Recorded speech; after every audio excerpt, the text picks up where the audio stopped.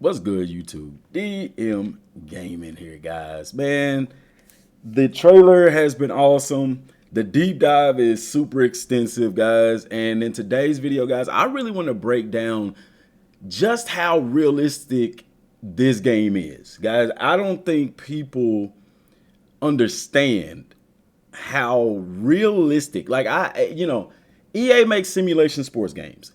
NCAA, that series was simulation. Madden simulation. FIFA simulation. College Football 25 is the most realistic simulation football game that I have ever seen. And guys, I really, really liked NFL 2K5. This, in my opinion, and I'm not talking about how the gameplay plays. I'm talking about the overall structure of the game, the elements that they have. There has yet to be a game this realistic to real life. I'm talking from the way that things are set up, the wear and tear system, being able to disguise the coverages, the playbooks, even into Dynasty mode and how that operates. Everything is constructed in a realistic manner. And my goal in this video is to be able to paint that picture a lot more clear. Does that make sense? So starting off, I am on the deep dive information. It's a ton. I'm not going through all of this. I'm picking out these elements as well as going to be talking about something that's not in the deep dive. Guys, wear and tear is, to me, the bread and butter of how everything works in this game. This single addition, okay, to this football game is, in my opinion, it's the glue that holds everything together. It's not even the glue that holds everything together. It's the foundation, okay, upon which the realism of this game is built. There are going to be people who are going to complain about the wear and tear. What I hope is that in the settings of the game, there's a slider that you can adjust it to where those people who say, hey, the wear and tear builds up a little bit too quick, that they can adjust that, okay, to where they can fit it to their liking. But people are going to have a problem with everything. The wear and tear system is phenomenal. The fact that they've gotten it into the game, because I remember some years ago, they were trying to establish it into Madden and just couldn't get it to work. College is making it work. We'll see how it plays out. But guys, it's realistic, man. It's realistic. People are going to have to adjust to this new system because we're used to playing a game where fatigue was the only factor. And even then, it wasn't really a big factor because we're playing 6-minute games and stuff like that. You can also adjust the fatigue level, okay? There has been ratings on players such as strength and toughness that we never really got a representation of in the game, okay? Because your stamina rating has to do with your fatigue level, how quickly you fatigue. But what does strength ever do in the game? What does toughness ever do in the game? As far as a rating on a character, now we know, okay? And you can say, oh, well, it makes a better pass blocker. There's ratings for pass blocking, run blocking, okay? Same thing for the backs, quarterbacks, whatever. Now your strength rating and your toughness rating is directly tied to your wear and tear. Okay, this element alone, guys, it's not only going to change the way that you play the game, it's going to really change in depth how you recruit players, the type of offense and defense that you run. Hey, defensively, you want to be in an attacking style defense where you're always stunning, you're always sending blitzes. You're going to have to take into consideration the wear and tear that it's going to place on your D-line and your linebackers. Okay, so same thing as far as offense. Do you run a power spread? Do you want to run a option style offense? Guess what? You better have some tough son of a guns at the running back and quarterback position because they're going to be taking some shots, man. And so it even makes you consider that, okay, from a personnel standpoint. So a personnel standpoint, you're going to have to recruit to fit your offensive scheme. Okay, so that alone, you've already taken the gameplay element of wear and tear, and you haven't even went through the game management of a wear and tear system, which is primarily this, guys. In real life, they sub guys in and out all the time. You see it if you go watch a game, a full-length game, the backs are rotating in, your linemen are rotating in, your skill guys are rotating in. Offensively and defensively, they are rotating guys in. The main guy that doesn't get rotated in is the quarterback. But it is a top priority that you keep your quarterback on his feet. Now you're going to start to realize why teams are so heavily footed on do not touch the quarterback. Don't touch him in practice, and you keep him upright during the games because he is probably the most fragile piece to the puzzle. You get what I'm saying? So if your quarterback's taking a bunch of sacks, 4 or 5 sacks in the first half, he's going to feel that. That is realistic, and I freaking love it. Long gone are the days that you want to ground and pound and run the running back 40, 50 times a game. Hey, man, you're going to have to learn from an offensive standpoint to be efficient, not only from a game plan standpoint, but from a personnel standpoint. Does that make sense? You need to be efficient. If you're going to run the ball, run the ball. This is also going to play into a factor where, hey, if you're up by a certain amount, get the backups in. You don't want to keep the starters in all game. Now you understand why in a real game that if you're up by so much, you take the starters out because you run the risk of them getting hurt. And then you're going to understand too how the longevity of a season, especially with the 12-team playoff being in the game, can affect a team from a fatigue and physicality standpoint. Wear and tear, bruh, this system is freaking amazing, and I hope that it works out great in the game. Maybe if there's going to be issues, maybe, I have no clue. One thing I do know that they'll be able to patch it. Like I said, the biggest thing they can do for wear and tear is put a slider in the game to where you can adjust how much it builds up. The biggest draw from this is going to come in Dynasty mode for us because you're going to have to manage wear and tear from a game-to-game standpoint as well as a week-to-week standpoint. So if you guys, I can't even explain it enough. This is really going to dictate what type of offense you run, okay? And for those of us who are doing rebuilds, you're really going to have to consider what type of offense you want to run, what type of defense you want to run, how do you want to play the game, what recruits to bring in. And now we're going to be looking at different attributes. Hey, you may have 2 running backs that are very, very good. Both of them could be 85 overall, but one of them is more of a bruiser, one of them more of a speed guy. Guess what? The bruiser is going to have more toughness, and he's probably going to have more strength. He's going to be able to handle the heavy workload. He's going to be the one you want to run between the tackles. Your speed guy is the one that you want to keep on the boundary. You want to keep him on the outside. You don't necessarily want to run him in the tackles and stuff. You want to throw him out there for those pass routes and stuff like that.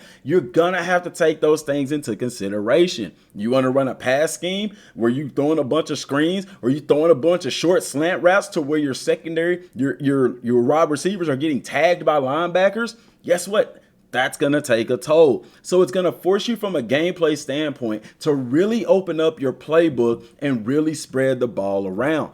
I am a huge fan of this, guys.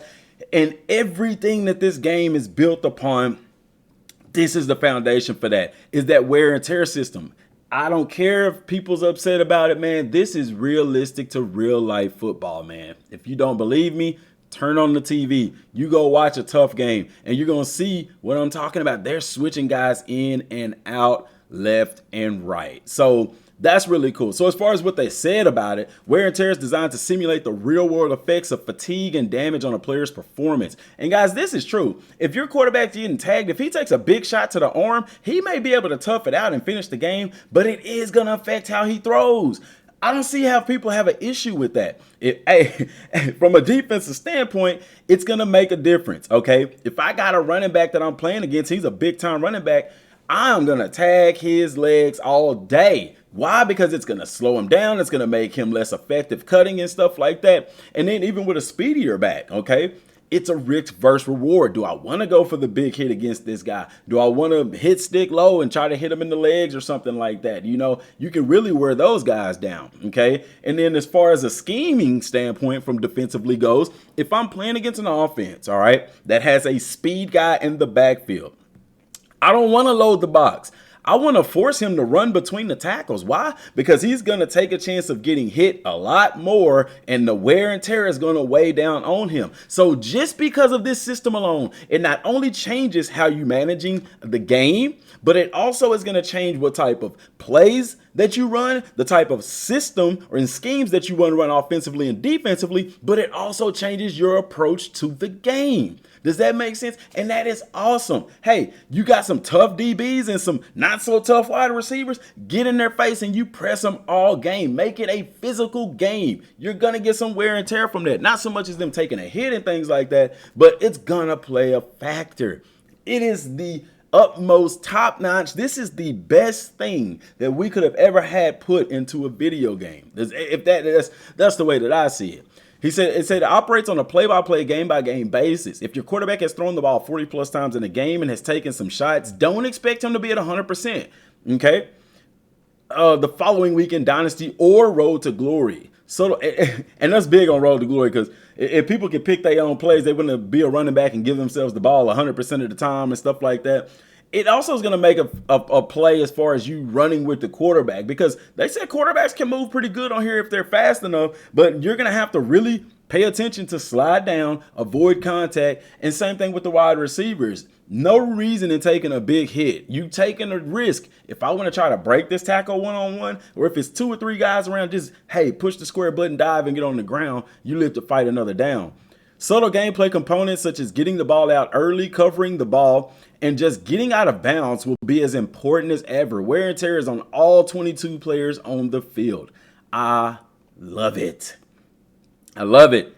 Need to look at the defensive line that you're going against. Hey, if they're not very tough, if their toughness isn't very good, their strength isn't very good, hey, we finna run it down your throats all day. And by the fourth quarter, you're gonna be tired. This is why option teams are gonna be even more prominent in the game, and not just from the flex bone, the Air Force type options, but even with RPOs. But more generally, I'm talking in lines of flex bone, I-form type option style offenses, because that is literally what they do. They wear you down. So by the fourth quarter, you can't go and they're full tilt, because they're built for it. Their toughness is high. Their strength is high. Their discipline. And I love it. I love it. I freaking love it. So wear and tear is the biggest thing right there. And then y'all could go through the deep dive, and y'all have seen this stuff right here, man. It is what it is. That's the biggest thing that makes this game realistic as possible. Another thing, as far as like the option game, and it's good that we stop right here, because a lot of people don't really think about it that much. But dude, a legitimate option style offense, I've said it many, many, many times, is to me the most powerful offense in football. Okay, all RPO is it's taking an option game into the air. It's you have your run options with your load options, your speed options, your triple options, your midlines, your veers. Those are your ground game type options. RPOs is generally more your pass game option game. Regardless, both of them are extremely lethal. Like I said, teams don't want to play against option teams. It takes a lot of discipline and a lot of poise to be able to play against an option team, or even be an option team. The reason a lot of teams have gone to spread is because it's more exciting. The fans want to see big plays. They want to see the ball thrown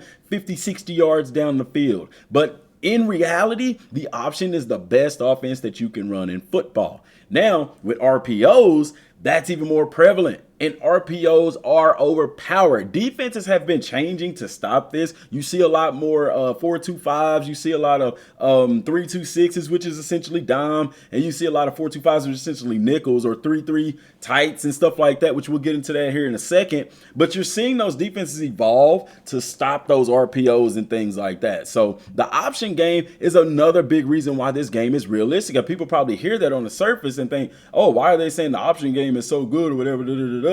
It's true. The option game is a fundamental part of college football, and we've made a thorough effort to add authenticity, depth, and balance.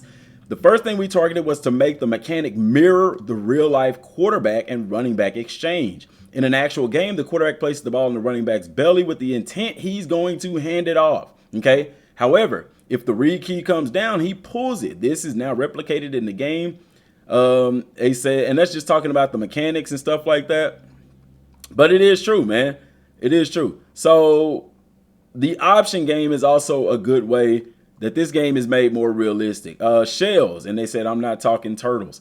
Being able to disguise your coverages, another way that this game is super realistic. Football problems require football solutions. With the removal of base alignment, we wanted to put our time and effort into improving alignment, along with giving the players the ability to disguise your coverages. And you've been able to do this before. You can kind of do like a fake bluff blitz where they're not actually blitzing, where you can, it says like show blitz. You can show blitz. You can move them down to press, but they're not actually pressing. This takes it to a completely different level.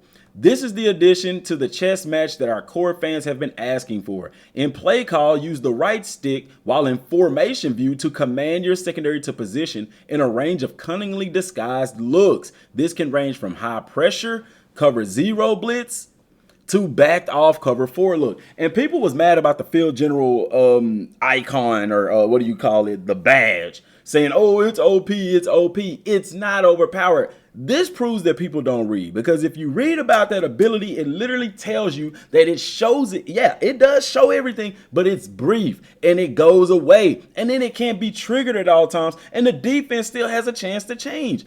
Guys, even that's realistic, because you do have those quarterbacks out there. They watch so much film. Guys like Peyton Manning and Tom Brady, they can guess what defense you're in. They know the coverage. They know if you're disguising it, because they've watched film and picked up on those types of tendencies. Are they right 100% of the time? No, but the elite quarterbacks are right 85 to 90% of the time. Now, that doesn't mean that their play is still gonna work. This is college football, not Madden, not the NFL. The skill gap is a lot larger. So even if they know your play, even if they know defensively that you're in a cover 4 or a cover 0, they still got to have the dogs on the field to get the job done. Does that make sense? So understanding that, guys, understanding that even that is still realism of real-time football, okay? But the excitement doesn't stop there. Before the snap, you also have the option to showcase a single high or a 2 high. And they're talking about the safeties, depending on the formation you've chosen. So you can even give a 2 high safety look when it's not even a 2 high safety look, and vice versa. I really like that. Unleash your creativity with these options. Just like real life coaches. And they're not lying, guys. This is real life stuff, and I'm super excited. I can't wait to see how this applies in the game. And speaking of abilities, this is the one that people are most upset about. At the platinum level, it says can identify blitzers, coverage shells, and disguised coverages pre-snap. Guys, but in detail, it tells you that it's brief. Where is it at? Let's go look. Let's see if we can find that one right quick.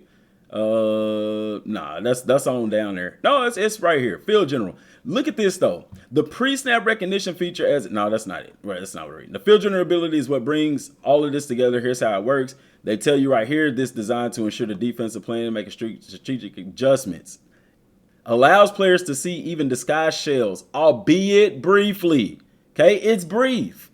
And the reason why they make it brief is this is designed to ensure that the defensive player can make strategic adjustments in response. Guys, have you ever played football? Have people played football? Have you been to football games where they're calling out the exact play that you're running?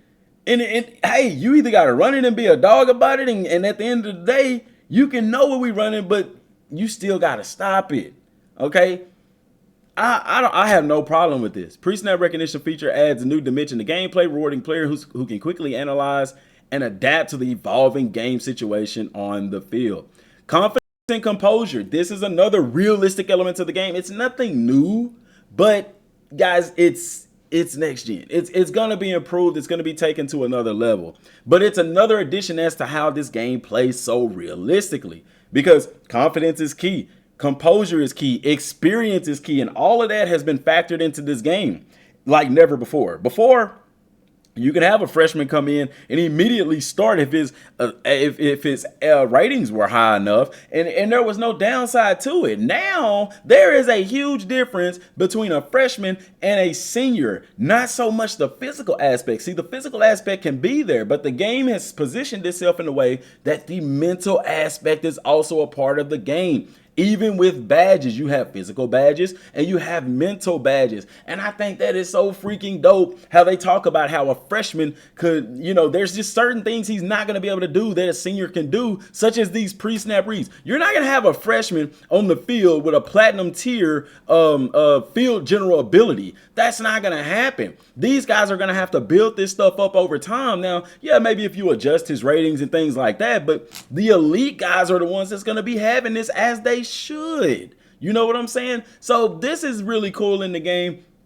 as far as how they do that kind of stuff, a freshman is going to be less composed in big game environments, than a senior. So how is this realistic? Because it's true. A 18-year-old fresh out of high school is a true starter for the University of Alabama. He's going to get rattled. This is why you don't see so many true freshmen. It's not so much the physical part of the game. It's mostly the mental part of the game. I've been in college. People who have played college ball, sound in the comments down below.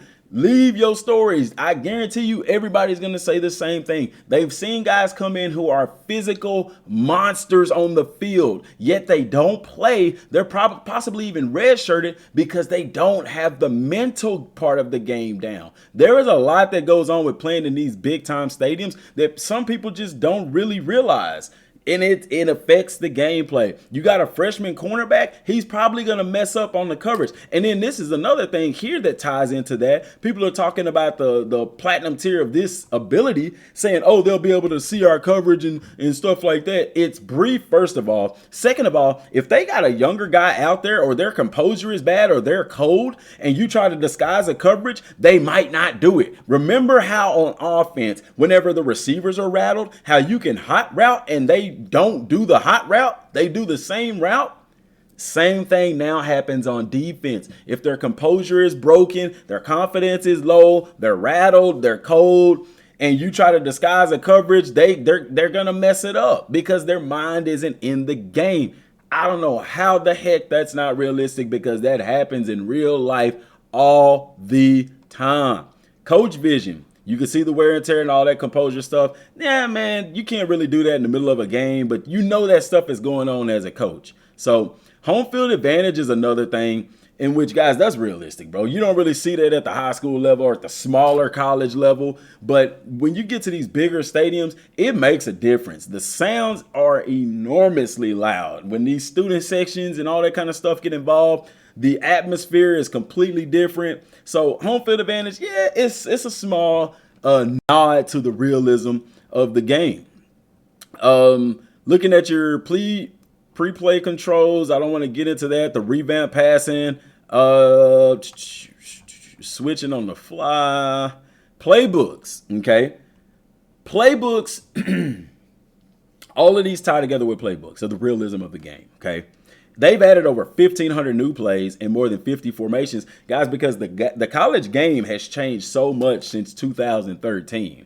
The biggest part that I like, they've added more RPOs into the game, because RPOs are very prominent in college football, but they also added ways for the defense to stop it. For example, on the backside of a run play, the secondary and backers, they're going to more play their pass responsibilities. Long gone are the days where, oh, they're running and everybody just flies to the football. It's going to be more realistic, because if I'm on the backside of a run play, I'm still going to do my pass responsibilities first, and then I'm going to be the last pursuit guy to the football. And we saw that in a trailer where the guy was running here, and then you could kind of see that guy in the back trying to get to the football. So that's going to be really prominent. Looking at like the playbooks here, I did want to briefly kind of go over that a little bit. So as far as the offensive formations, now they got the splits a little bit wider, which is realistic in the veer and shoot style offense, like they said that Oklahoma and Tennessee runs.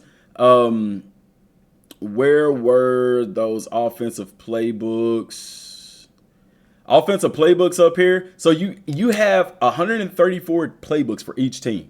Okay. On top of that, you have 10 scheme specific playbooks, and they have the air raid, multiple, pistol, power spread. This is fairly new to the game. I don't remember seeing power spread in older college football games. Power spread it's run heavy. You really, the offense, the type of teams that you would use with the power spread are teams that has good running backs and not so good wide receivers.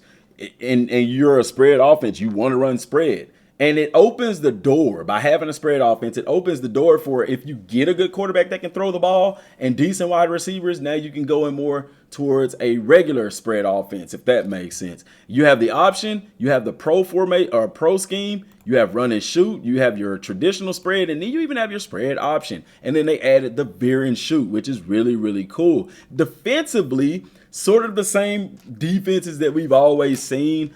You have your 3-2-6, which is they call it the 3-2-6, guys. What it really is your dime package. Okay, you have your 3-4, your 3-4 multiple, which would include like your bear fronts and stuff like that. Your 3-3-5, you have your 3-3-5 tight, and I saw somebody in the comment ask, what is the tight mean? Tight in your traditional 3-3-5, your ends are going to be head up on the tackles, and then your nose is going to be head up on the center. In a 3-3-5 tight, what's going to happen is they slide the ends into a 4-eye or inside shade of the tackle. So if this in a 3-3-5, you're going to have a head up nose right here, and then you're going to have a head up end. The ends are going to be head up on the tackles. In a 3-3-5 tight, the ends are going to be inside shade of the tackles. Okay, because in a traditional 3-3-5, you're really giving up the B gaps on this. The 3-3-5 tight takes away the B gaps, and it forces the offense to run on the outside of the box. Okay, and so, but the disadvantage of that is with them being inside shade of the tackle, you really essentially lose your pass rush from the defensive ends because they'd have to go around this tackle to get outside to do a pass rush. So if you really want, if you have a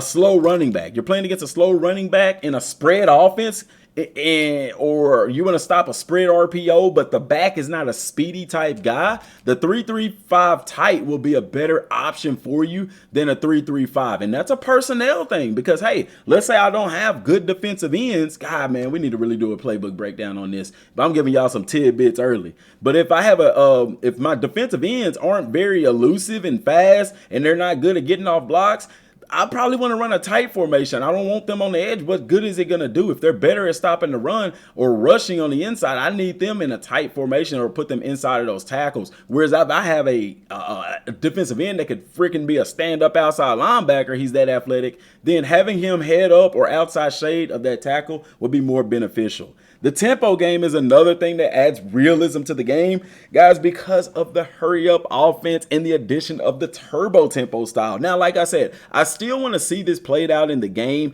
because the way that I've read it here, it almost sounds like when you go into turbo mode, in a sense, you're running the same play over and over and over. But, it tells you because the playbook, but then it also says the playbook is limited. So, turbo, do I get to pick a play? You know what I'm saying? Are they throwing the ball to the upfield, to the umpire? Because now we do have that guy on the football field. That is the umpire. That's who you want to get the ball to so he can spot it. He's responsible for spotting the ball. Traditionally, I run with this running back. He runs outside. Let's say he gets tackled here. He would, if I'm no huddling, they leave the ball there. They get up, they no huddle, they line back down. Okay? In a tempo style offense or a turbo up tempo, what they're taught is he runs here, he gets tackled here. His job, the guy that gets tackled with the ball, his job is to make sure, get that ball to the umpire because this line judge, he's going to come out and pick up that ball. He's going to give it to the umpire or the umpire has to come and get it here and then bring it back here. But if the quicker you get him the ball, the quicker you can get lined up, the quicker you can go. Now, they also talked about with the tempo game, looking to the sideline. Before, the offense would look to the sideline, the guys holding up the cards, they get the play call. Now, if the defense audibles during that time, because it talked about if the defense looks and they're not ready, bam, you can go and it's going to make their reaction slower.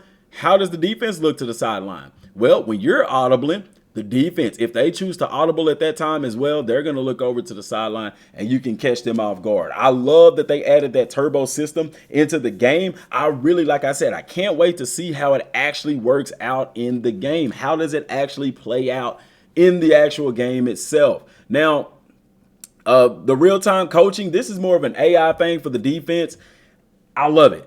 It adds realism. It's talking about the things like them picking up on what you're doing, playing backside pass against the run and things like that, stacking the box on certain situations, and even biting on certain plays during certain formations and what they would really do in real life anyway. Okay. Now, the biggest thing, guys, or I'll say this before I get to that, another thing is the weather, which we've had that happen in games before, especially in NCAA 14. If it's raining and you're running these quick breaking slant routes and stuff like that, your guys have a bigger chance of slipping and falling. That happens in the game. I think they'd have it even in Madden at those years, but have since taken it out. But it's a big deal and it's realistic. You don't see air raid teams. They're going to have trouble if it's pouring down rain. Okay. and it's in real life. Your run heavy teams, they're going to have a little bit of difficulty when it's, that's the most secure way to carry the ball and pouring down rainy situations and stuff like that. And it's going to be cool to see how that affects us in the game as well. So let me see here. It's the little things, and I'm not going to skip over the little things. You may have noticed that in the trailer, but in case you didn't, new 1 foot sideline catch animations. Okay, walking to the line animations have been added. Now all players on each side of the ball will walk to the line following a play call. The timing of when you can snap should still feel quick while still giving the opposing team time for adjustments. Defensive pursuit has been refreshed in college football to represent the wide range of player abilities in real life to track the ball carrier in space. A player's pursuit rating is key in this aspect. I haven't really seen that come to life in the game, okay? The playmakers aspect right there, that's just the right stick. They've improved the responsiveness of it. And then your play action, if it's called in a true run situation, has a better chance of actually working. Now, the biggest thing about realism, and we'll talk about this more in depth when we get to Dynasty mode, is exactly that. In Dynasty mode and Road to Glory. So as far as recruiting goes, okay, when they are recruiting you, you recruit a player. Say I'm an offensive coordinator for the University of Texas and I'm recruiting this star quarterback. He doesn't come to my school, but I make it into his top 3, okay? He's going to remember that I recruited him in high school, and this is actually in the game, okay? And so once, say I become the head coach, or say I'm still the offensive coordinator there,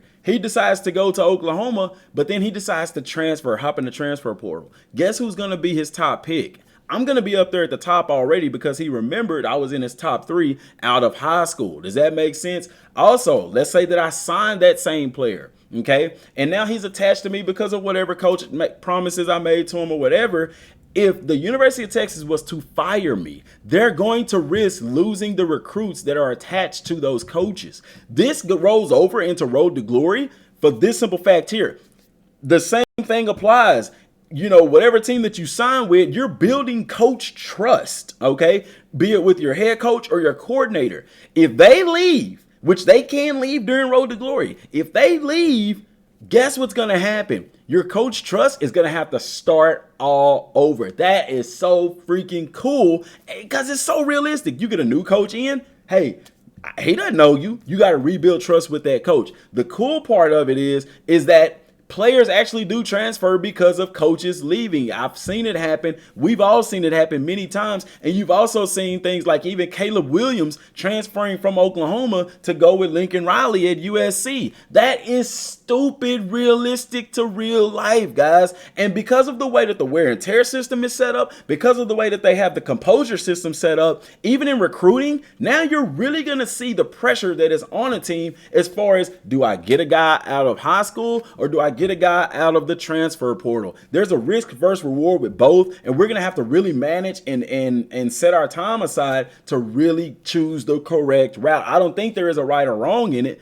It's all about your team needs. If you're trying to build up a program, which is the big thing too, as far as realism, you are not going to be able to take a team like Kennesaw State to the national championship in 3-4 years. It is going to take a long time, guys.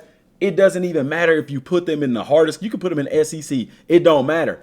And you're going to see why teams like that don't go to those Power 5 conferences because, number one, you don't have the talent. And you're going against tougher opponents. So what's going to happen? You are going to get smashed. Your wear and tear. Your players are going to be so torn down playing a game like that. You're going to see why schools pay these smaller schools thousands or millions of dollars, hundreds of thousands of dollars to come be their easy game in a sense, because it's just different. The game even tells you between a 2-star, which is what you basically gonna have at a Kennesaw State, a Louisiana Tech, compared to a 4 or 5-star, is a drastic difference. You're gonna see why those schools are happy with a conference championship. And if you can consistently win and start bringing in more higher level recruits, then you can move up and play a little bit better. But they also say, like, don't expect to land a 5-star recruit because they're going to have certain requests and demands that you're not going to be able to meet as a smaller school until you start winning more, maybe make it to a few college playoffs. But the fact that the Dynasty mode is 30 years, it would probably realistically take you, and this is assuming that you went undefeated every single year with a Kennesaw State, even pulling off some big time upsets, it'd probably take you 5 or 6 years to even get to the point where you're making it to the college football playoffs. You know what I'm saying? And that's not going to be realistic because the way the game is set up, those smaller schools, bro, if you beat a team like an Alabama or a Texas or a Michigan or Ohio State or Oklahoma, it's really going to be a huge upset. But the downside of it is I guarantee your players are going to take a lot of wear and tear. So, guys, oh, man, this game, I don't see how this is not the most realistic game we've ever experienced in gaming. Let me know what y'all think down in the comment section down below. Hashtag made it to the end if you made it to the end of this video. I'm sorry to sit here and talk for a long time, but dude, there is so much to talk about with this game, and we're just scratching the surface. The next deep dive is going to be over presentation.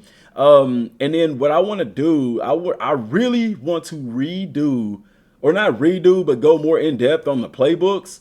Because, guys, I'm probably going to be repicking who my rebuild team is, because the way that this game is set up, you're going to really have to consider that. So what I'm going to do is I'm going to dive even deeper. I'm going to do a playbook series today. So you got this video. I'm going to do a playbook series today as well. And I think, what did I say that I was going to do? Somebody asked me. Maybe the 3-3, the 4. Now, we've done the 4-2-5. We've covered that a little bit. 3-3-5 tight maybe, and an offensive playbook. I'll see. I have to go through the comments, but I think I had told somebody said something, and I told them that I would do that. I'm not sure. I'll have to go look. But stay tuned later this evening for a playbook video where we'll kind of break down a playbook, a scheme. And guys, I've already been doing those on the channel, so go check those out because those are really, really super helpful. Let me pause that right there. Those are really super helpful because they actually matter. Like I said, we've done the 4-2-5, we've done the pistol, we've done the option. Last night, I did a live stream on Madden. We did the RPO breakdown video. I did a live stream going through some RPO stuff on Madden. So, you know, the playbook thing is really, really taking off. Y'all have been doing amazing support on that. I really, really greatly appreciate that. And it's just one of those deals where you're really going to have to consider what type of offenses you want to run, because you're going to have the personnel for it. So if you're trying to bring up some of these smaller schools, you better be checking your rosters to make sure that they fit the scheme of the offense and defense that you want to run. So if you ain't got good cornerbacks, you don't need to be running nothing with no 4-2-5 or 6 DBs on the field.